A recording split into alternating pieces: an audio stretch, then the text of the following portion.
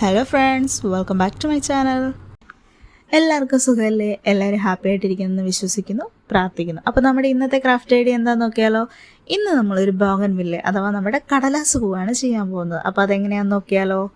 അപ്പോൾ നമുക്ക് ഫ്ലവർ ചെയ്തെടുക്കാനായിട്ട് ഞാനിവിടെ ലൈറ്റ് പിങ്ക് ഷെയ്ഡ് വരുന്നൊരു ക്രേപ്പ് പേപ്പർ കട്ട് ചെയ്തെടുത്തിട്ടുണ്ട്. അത്രയും ലെങ്ത് എന്താണെന്ന് വെച്ച് കഴിഞ്ഞാൽ നമ്മുടെ ഒരു ഫ്ലവറിന് 3 പെറ്റൽസ് ആണുള്ളത്. അപ്പോൾ ആ 3 പെറ്റൽസിനും കൂടെ വേണ്ടിയിട്ടുള്ള അളവാണ് ഞാനിവിടെ എടുത്തിരിക്കുന്നത്. അത് നമ്മൾ 3ആയിട്ടൊന്ന് മടക്കി കൊടുക്കുന്നുണ്ട്. എന്നിട്ടൊരു വൈറ്റ് കളറ്, ഒരു പെറ്റൽസിൻ്റെ ഷേപ്പിൽ വൈറ്റ് കളർ പേപ്പറിൽ ഞാൻ കട്ട് ചെയ്തെടുത്തിട്ടുണ്ട്. അത് ഇതിന് മുകളിലേക്ക് വെച്ചിട്ട് നമ്മൾ പെറ്റൽസിൻ്റെ ഷേപ്പിലൊന്ന് കട്ട് ചെയ്തെടുക്കുന്നുണ്ട്. അപ്പോൾ നമുക്ക് 3 പെറ്റൽസ് കിട്ടും. നമ്മുടെ കടലാസ് പൂവിൻ്റെ സെൻറ്റർ ഭാഗത്ത് 2 കുഞ്ഞു വെള്ളപ്പൂക്കൾ കാണാറില്ലേ? അപ്പോൾ അത് നമുക്ക് ഉണ്ടാക്കിയെടുക്കാം. അപ്പോൾ ക്രീപ്പ് പേപ്പർ വൈറ്റ് കളർ ഉണ്ടെങ്കിൽ അതെടുക്കുക. എൻ്റെ കയ്യിൽ അതില്ലാത്തതുകൊണ്ട് ഞാൻ A4 ഷീറ്റ് എടുത്തത്.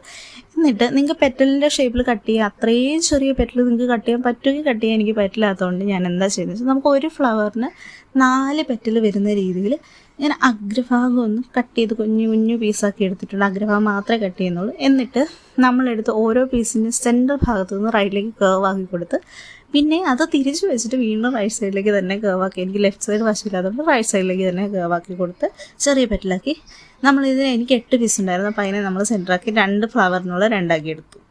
ഇനി നമുക്ക് അതിലൊരു പീസ് എടുത്തിട്ട് ചെറുതായിട്ടൊന്ന് റോളാക്കിയിട്ട് അതിൻ്റെ ഒരു അറ്റഭാഗം എടുത്തിട്ടൊന്ന് ചെറുതായിട്ട് വശ തേച്ച് മറ്റേ അറ്റഭാഗം ചേർത്തൊന്ന് ഒട്ടിച്ചു കൊടുക്കുമ്പോൾ ഒരു ചെറിയ റൗണ്ട് ഷേപ്പിൽ കിട്ടും.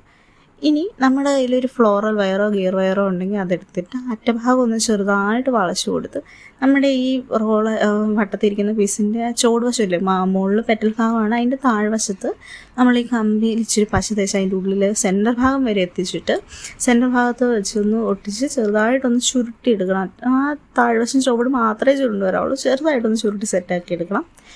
നമ്മളങ്ങനെ 2 കുഞ്ഞിപ്പൂക്കൾ സെറ്റാക്കി എടുത്തിട്ടുണ്ട്. അതിൽ ഒരെണ്ണത്തിൻ്റെ ചുവടിൽ മാത്രമേ നമ്മൾ ഗിയർ വയർ വെച്ച് കൊടുത്തിട്ടുള്ളൂ. മറ്റേത് ചുമ്മാ അടിവശം ഒന്ന് ജസ്റ്റ് ഒന്ന് ചുരുട്ടി കൊടുത്തതേ ഉള്ളൂ. അപ്പോൾ ഈ ഒരു കമ്പി വശത്തിൻ്റെ ചുവട് വശത്ത് ആ ചുരുട്ടി കൊടുത്ത ഭാഗത്തായിട്ട് നമ്മൾ ക്രീപ്പ് പേപ്പർ ഇച്ചിരി നീളത്തിൽ കട്ട് ചെയ്തിട്ട് നമ്മളതൊന്ന് ജസ്റ്റ് ഒന്ന് ചുറ്റി കൊടുക്കുന്നുണ്ട്. ആ ചുരുട്ടി വശം മുതൽ കമ്പിയുടെ അറ്റഭാഗം വരെ ഒന്ന് ചുരുട്ടി കൊടുക്കുന്നുണ്ട്. മറ്റേതിൻ്റെ അവിടെ എന്ന് പറഞ്ഞാൽ നമ്മൾ ആ ചുരുട്ടി വെച്ച ഭാഗം മുതൽ ബാക്കി ഭാഗത്തോട്ട് ചുമ്മാ ജസ്റ്റ് ഒന്ന് ചുരുട്ടി കൊടുക്കുന്നേ ഉള്ളൂ. ഇനി മൂന്നാമത്തേന്ന് പറയുന്നത് നമ്മൾ അറ്റം മുതൽ ഒരു കുറച്ച് ഭാഗം ചുരുട്ടിയിട്ട് ആ നേരെ അകത്തേക്ക് ആ സെൻറ്റർ ഭാഗത്തു നിന്ന് അകത്തേക്ക് മടക്കിയിട്ട് വീണ്ടും ഒന്ന് ചുറ്റി കൊടുക്കുമ്പോൾ നമുക്കൊരു ചെറിയ മുട്ടിൻ്റെ ഷേപ്പിൽ കിട്ടും. അങ്ങനെ നമ്മൾ 3 പീസാക്കി എടുക്കുന്നുണ്ട്. അതായത് നമ്മുടെ ആ വലിയ ഫ്ലവറിൻ്റെ 3 പെറ്റൽസിന് 3 കുഞ്ഞു ഫ്ലവറുകൾ.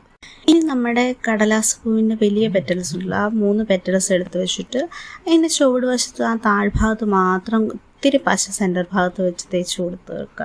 എന്നിട്ട് നമ്മൾ ആ കുഞ്ഞു പൂക്കൾ മുട്ടൊക്കെ ഉണ്ടാക്കിയെടുത്തല്ലോ, അതിൽ ആ കമ്പി വെച്ച പൂവുണ്ടല്ലോ, ആ പൂവിൻ്റെ ആ മോൾ വശം ഒന്ന് ചെറുതായിട്ട് കത്രിക വെച്ചൊന്ന് വലിച്ചെടുക്കുമ്പോഴത്തേക്കും ഒന്ന് വളഞ്ഞൊരു പൂവിൻ്റെ ഷേപ്പിൽ കിട്ടും.